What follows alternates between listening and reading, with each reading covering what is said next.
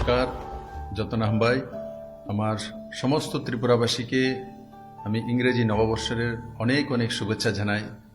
আমি আশা করি আগামী নতুন বছর আমাদের সবার জন্য এক নতুন দিগন্ত নিয়ে আসবে এবং আমরা ত্রিপুরাকে গড়ার যে সংকল্প নিয়েছি সেই সংকল্প সবাইকে নিয়ে এক সৌহার্দ্যপূর্ণ পরিবেশের মাধ্যমে ত্রিপুরাকে এগিয়ে নিয়ে যাব।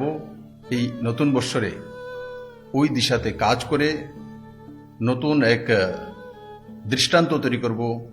আবারও সবাইকে অনেক অনেক শুভেচ্ছা নতুন বছরের জন্য।